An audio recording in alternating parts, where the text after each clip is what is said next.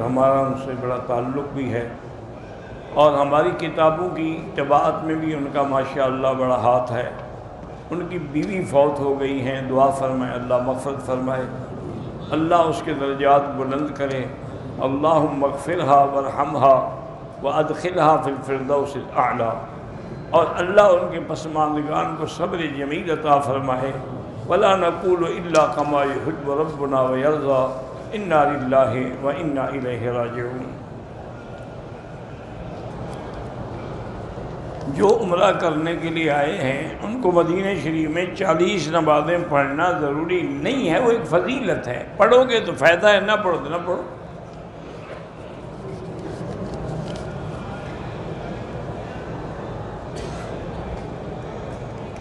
میری بچی ہے 15 بے ہوش ہو کے گر جاتی ہے، اللہ اس کو شفا عطا فرمائے، لہذا اس کو پانی پر خود 7 دفعہ فاتحہ پڑھ کے دم کر کے ہر نماز کے بعد پلایا کرو۔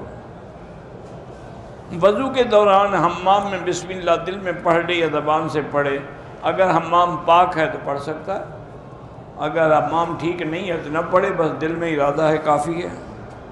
حضرت نوح کا اصل نام عبدالغفار، اسرائیلی روایت ہے، اللہ عالم۔ قرآن نے تو لفظ نوح ہی کہا ہے نا، انہوں نے تو عبدالغفار نہیں کہا۔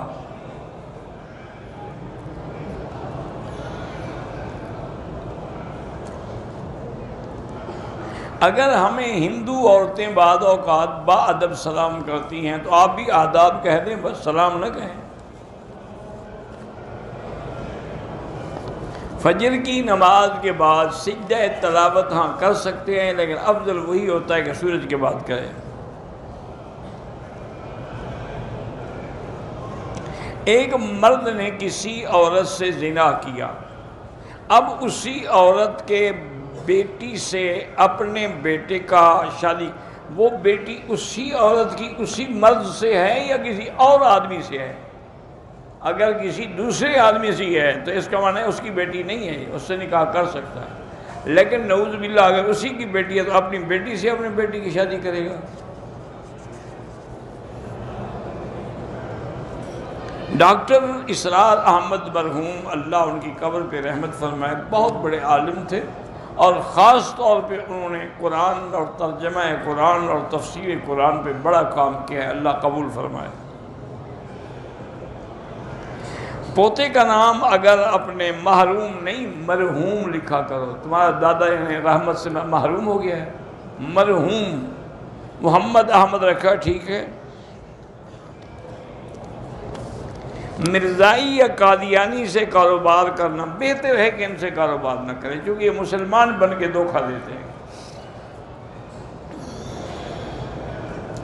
فرض پڑھنے سے نماز ادا ہو جائے گی، لیکن سنت نہ پڑھنے سے گناہ گار ہوں گے اور حضور کی سنت کے تارک ہوں گے، اور اس کا نتیجہ ایک دن نکلے گا کہ فرض بھی چھوٹ جائیں گے۔ کہتے ہیں کہ حارث شیطان کا نام ہے، مجھے تو کبھی نہیں ملا کہ میں اس سے پوچھوں کہ تمہارا کیا نام ہے۔ قرآن نے ابلیس ہی کہا ہے، حارث تو نہیں کہا۔ مسواک ختم ہو جائے کیسے پھینکیں؟ جیسے باقی لکڑی پھینکتے ہیں، لکڑی ہے اور کیا ہے۔ زمانے جاہلیت میں عورتیں بغیر لباس کے، مرد بھی اور عورتیں بھی، ننگے ہو کے طواف کرتی تھیں، اور یہ بھی ان کا عقیدہ تھا کہ یہ ادب ہے کعبے کا کہ ہم ان کپڑوں میں گناہ کرتے ہیں تو طواف کیسے کریں، لہذا وہ کپڑے اتار کے رکھ دیتی تھی۔ بےہودگی ہے بھی، اگر کپڑوں میں گناہ کرنے سے کپڑے اتار دیے تو جن بدن نے ہاتھوں نے گناہ کیا ان کو بھی کاٹ کے پھینک کے پھر طواف کرو، جی بے وقوفی ہے، جہالت ہے۔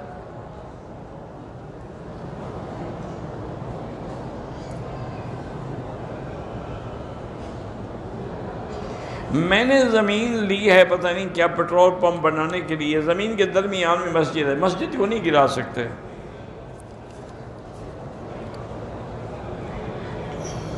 میری بہن فوت ہو گئی، اللہ مغفرت فرمائے۔ لڑکی خلو لینا نہیں چاہتی تھی، لیکن باپ نے زبردستی اس سے خلو کروایا، شوہر نے دستخط بھی نہیں کہ وہ خلو نہیں ہوگا۔ جب وہ خاوند نے دستخط ہی نہیں کیے، لڑکی بھی نہیں چاہتی۔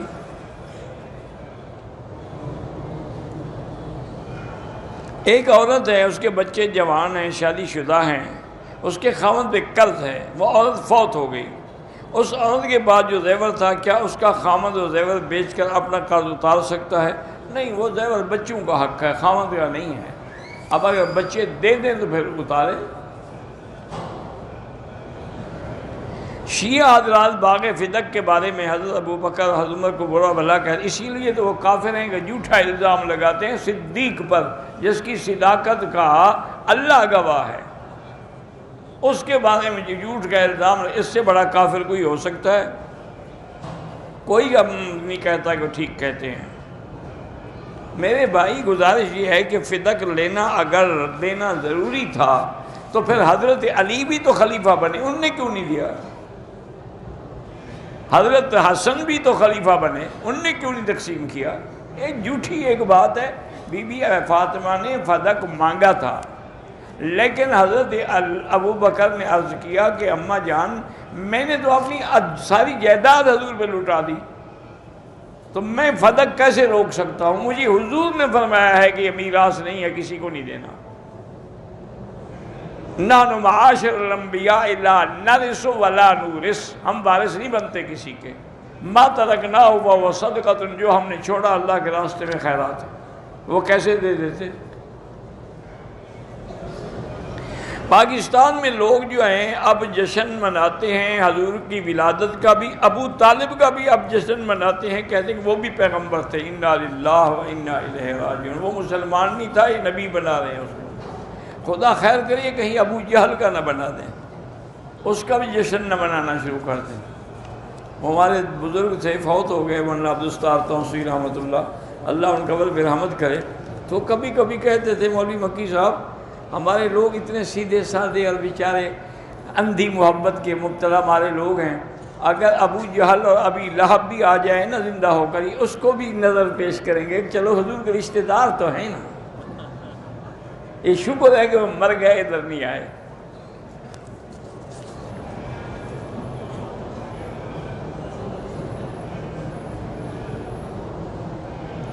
ہماری شادی کو 13 سال ہو گئے ہیں، ڈاکٹر یہ کہتے ہیں کہ تمہارے مرد کا جو نطفہ ہے، جو پانی ہے، وہ عورت کی شرمگاہ میں اگر انجیکشن کے ذریعے رکھا جائے تو اولاد، اس لیے کہ وہ خامد کمزور ہے، وہ پانی اندر پہنچا نہیں سکتا، تو اگر اسی کے پانی کو ڈاکٹر انجیکشن میں لے کے رکھ دے تو کوئی بات نہیں، وہ تو اسی کے خامد کا نطفہ ہے۔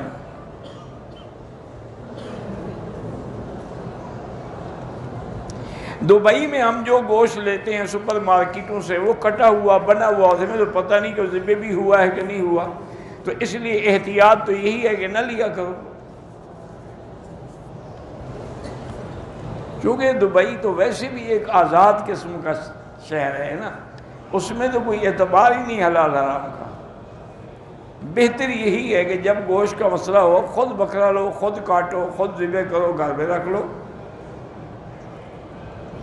جب دل سخت ہو جائے تو یہ گناہوں کی وجہ سے ہوتا ہے، استغفار پڑھے اور درود شریف زیادہ پڑھے۔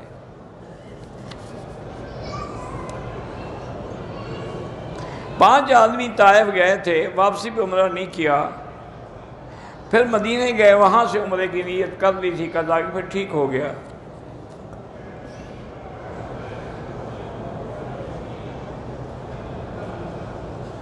ایک آدمی نے اپنی بیوی کو کہا کہ تم گھر سے باہر نکلی تو طلاق ہے، پھر وہ خود باہر بھیجتا ہے، وہ طلاق نہیں ہوگی، تو اس نے بھیجا، وہ خود تو نہیں گئی نا۔ ایسی باتیں کیوں کرتے ہو؟ ہر بات پہ طلاق طلاق طلاق بس، اور کوئی لفظ نہیں۔ سالی سے زنا کرتا رہا، سالی کے بیٹی کے ساتھ اپنے بیٹے کا نکاح نہیں، بھیا چھوڑو، کیوں جب زنا کرتے ہو زانیوں سے بھی رشتے جوڑتے ہو؟ جوتے جو ہے پیچھے رکھ کے طواف کر سکتے ہیں، کر سکتے ہیں، اگر نیند نہ آئے تو کیا کریں، 2-3 دن جاگتے رہیں، خود بخود آ جائے گی۔ سارا دن طواف کرتے رہیں، دیکھیں رات کو نیند آتی ہے کہ نہیں آتی، محنت کرو تو نیند آئے۔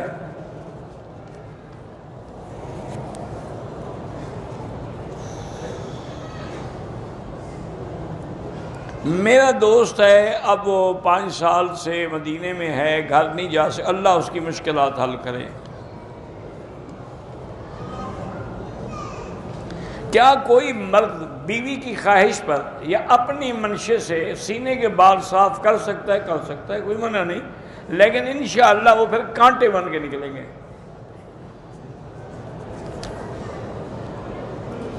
احرام کی حالت میں سگریٹ پینا ڈبل حرام ہے۔ اگر قربانی کے بڑے جانور میں ہم عقیقے 2 حصے رکھ لیں، ٹھیک ہے، کوئی بات نہیں۔ اظہر اقبال کے والد محمد عنایت فوت ہو گئے، اللہ مغفرت فرمائے۔ میں بیمار ہوں، اللہ شفا عطا فرمائے۔ میری گھر والی فوت ہو گئی ہے، میری شادی کے لیے بھی دعا کرنا۔ ماشاءاللہ میری گھر والی بھی فوت ہو گئی ہے، تو پھر دونوں ایک دوسرے کے لیے دعا کرتے رہیں گے۔ اللہ کے بندے، آج کل دعاؤں سے شادی نہیں ہوتی، دولت سے، پیسے سے ہوتی ہے۔ پیسہ بناؤ، دولت بناؤ، دعا نہ بھی مانگو، لوگ خود آگے رشتہ دیں گے۔ کچھ نہ ہو، بھوکے ننگا 100 وظیفے پڑھتا رہے، کون دیتا ہے؟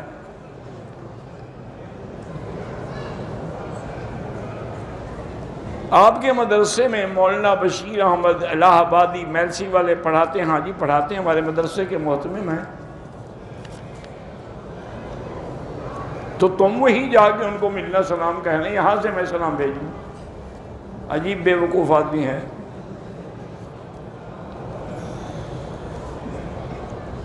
اسلم بھائی پتہ نہیں کیا ہے، وہ اپنا مال دین کے کام پہ صرف کرتے ہیں، اللہ قبول فرمائے، اللہ ان کے رزق و مال میں برکت دے۔ عمرے والے کو حاجی نہ کہیں، جب اس نے حج کیا ہی نہیں تو کیوں کہو؟ عقیقے کا بڑا جانور، عقیقے کا بڑا جانور سستا ملتا ہوگا، اس لیے عقیقے کا مسئلہ، عقیقے میں 2 بکرے ذبح کرو، کوئی بڑا جانور نہ کرو۔ حضور نے 2 دمبے ذبح کیے ہیں اور بڑے قیمتی۔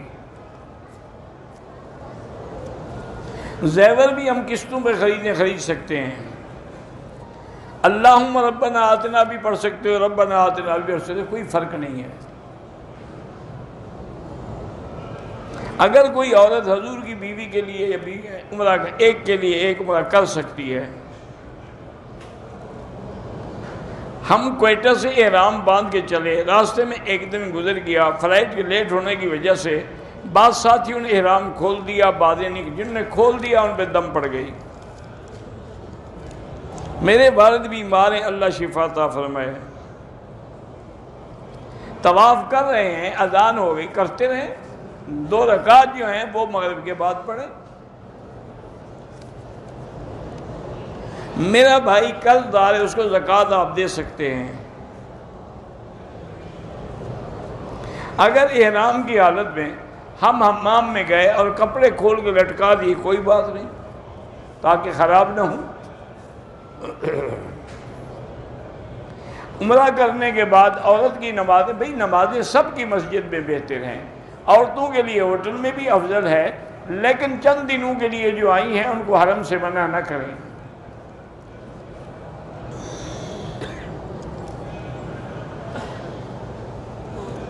بنگلہ دیش میں علماء کے درمیان میں تنازع ہے، جھگڑا ہے کہ الا اللہ کا ذکر صحیح ہے غلط، جو غلط سمجھتے نہ کیا کریں بس۔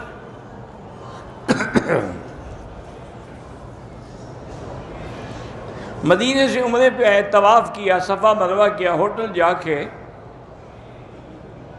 چادر بدل اتار دی، گھر والی چادریں پہن لی، پھر خیال آیا احرام والی چادریں پہن کے اس طرح پھروایا، ٹھیک ہو گیا۔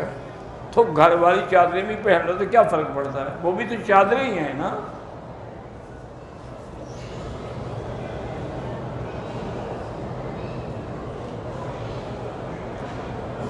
میں عالم ہوں، میرا بھائی بھی عالم دین ہے، لیکن اپنی دونوں بیٹیوں کا رشتہ شیعہ خاندان میں کر دیا ہے، اللہ اس کو ہدایت دے، اب کیا کر سکتے ہیں۔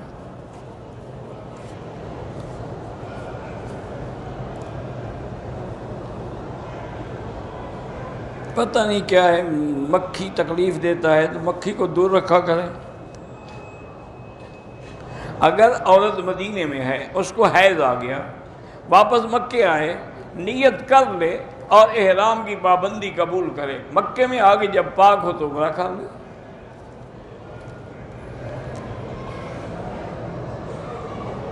اللہم اغفر لی فاختر لی، یہ بھی دعا ہے ایک استخارہ کے لیے، لیکن اصل دعا مبارک وہی ہے، استخیرک بعلمک واستقدرک بقدرتک۔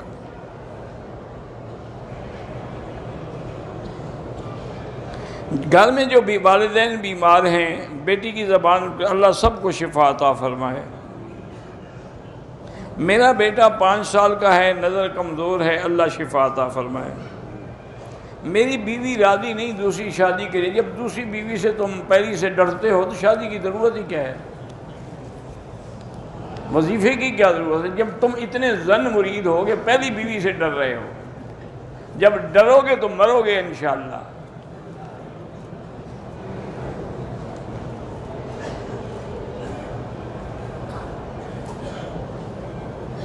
میرا شوہر شادی سے پہلے دبئی میں تھا، اب 2 بیٹوں کی شادی بھی ہو گئی، پوتے بھی ہو گئے، لیکن جب آتے ہیں مجھے مارتے، اللہ ان کو ہدایت دے۔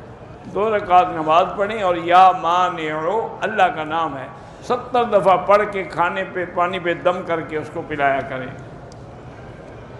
4 دن میں اگر ہم 4 عمرے کریں 40 کر لو، جتنا ہمت ہو۔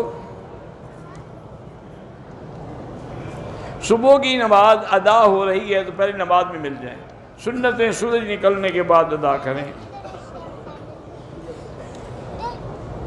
اگر امام کے پیچھے مقتدی کو سجدہ تلاوت کا پتہ نہیں چلا لیکن رکوع کر لیا تو نماز ہو جائے گی۔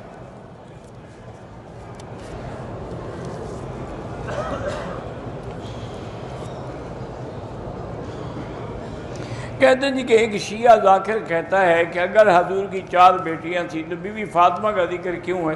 وہ بیٹیاں پہلے فوت ہو گئیں، بی بی فاطمہ آخر تک زندہ رہی، تو جو زیادہ دیر رہے گی اس کا ذکر بھی زیادہ ہوگا۔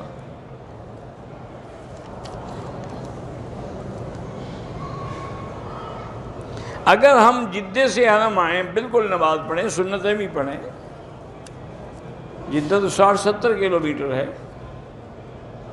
زمزم بھی بیٹھ کے پیا کریں، زمزم دوسرے پانی میں نہ ڈالیں بہتر ہے۔ اللہم صلی علی سیدنا محمد وعلی آل سیدنا محمد وبارک وسلم۔ اللہم انت ربی لا الہ الا انت الاحد الصمد الفرد الذی لم یلد ولم یولد ولم یکن له کفوا احد۔ اللہم انت ربی لا الہ الا انت الحنان المنان بدیع السماوات والارض یا ذا الجلال والاکرام یا ذا الجلال والاکرام۔ اللہم انا نسألک باسمائک الحسنى وصفاتک العلی، اللہم استرنا بسترک الجمیل، اللہم استر عوراتنا آمن رواتنا خفف لواتنا، اللہم کن لنا ولا تکن علینا، اللہم کن بنا رؤوفا رحیما ولا تجعلنا شقیا ولا محروما، اللہم لا تجعل مصیبتنا فی دیننا ولا تجعل الدنیا اکبر ہمنا ولا مبلغ علمنا ولا تسلط علینا بذنوبنا من لا یخافک فینا ولا یرحمنا ولا الی النار مصیرنا واجعل الجنة ہی دارنا وقرارنا، اللہم اشفنا واشف مرضانا ومرضى المسلمین، اللہم احفظ سائر بلاد المسلمین، هذا البلد الامین فاجعلها آمنا مطمئنا سخاء رخاء الى یوم الدین۔ یا اللہ بیماروں کو شفا عطا فرما، یا اللہ ہماری ظاہری باطنی روحانی جسمانی بیماریاں سب دور فرما، یا اللہ جن کے گھروں میں اولاد نہیں ان کو اولاد صالح عطا فرما، جن کے گھروں میں بچیاں ہیں ان کے رشتے آسان فرما، یا اللہ بے روزگاروں کو روزگار عطا فرما، قرض داروں کے قرض عطا فرما، اپنے خزانہ غیب سے سب کے رزق میں برکتیں عطا فرما، تمام آنے والوں کا عمرہ عبادت زیارت منظور و مقبول فرما، یا اللہ تمام مسلمانوں کو اور مسلمان ملکوں کو اور اس بلد الامین کو کرونا وائرس کے عذاب سے محفوظ فرما، یا اللہ ہر موذی مرض سے محفوظ فرما، اللہم انا نعوذ بک من البرص والجنون والجذام ومن سیء الاسقام۔ یا اللہ پوری دنیا میں مساجد مدارس کی حفاظت فرما، علماء کی حفاظت فرما، یا اللہ مسلمان جو کشمیر میں ہیں، فلسطین میں ہیں، حلب میں ہیں، شام میں ہیں، ہندوستان میں ہیں، عرب میں ہیں، عجم میں ہیں، افغان میں ہیں، یا اللہ ان کے جان مال آبرو عزت کی حفاظت فرما۔ یا اللہ آج مسلمانوں پر دہلی میں، کشمیر میں، ہر جگہ ظلم کی انتہا ہو گئی ہے، یا اللہ ان ظالموں پر اپنا قہر نازل فرما۔ اللہم انزل علیہم باسک الذی لا یرد عن القوم المجرمین، اللہم انزل علیہم باسک الذی لا یرد عن القوم المجرمین۔ یا اللہ پاکستان کی حفاظت فرما، یہود، ہنود اور قادیانیوں کے فتنے سے محفوظ فرما۔ ربنا تقبل منا انک انت السمیع العلیم وتب علینا انک انت التواب الرحیم، وصلی اللہ تعالی علی خیر خلقہ سیدنا محمد وعلی آلہ واصحابہ اجمعین۔ اللہم صلی علی سیدنا محمد وعلی آل سیدنا محمد وبارک وسلم۔